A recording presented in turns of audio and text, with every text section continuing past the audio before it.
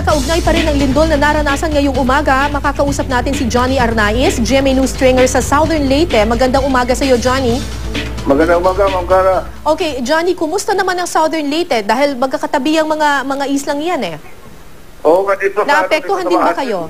Dito naman, nangyari din yung mga tao dito. Naglabasan. May iba, umiiyak. Oo.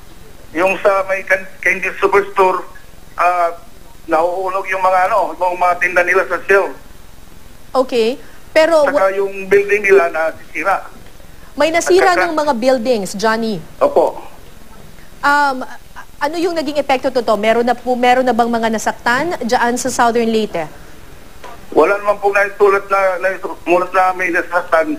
Pero yung mga tao talagang shock na shock dahil umabot ng may 10 segundo yung lindol. 10 segundo. Anong oras ninyo naranasan yung lindol dyan sa Southern Leyte, Johnny? Mga 8, 10. 8 in the morning. So, nasa In the loob... morning.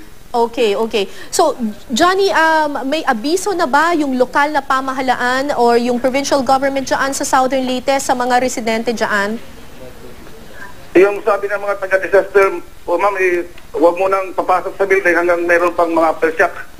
Okay, so sa ngayon, nasa labas, nasa kalsada yung mga tao ngayon dyan sa Southern Leyte?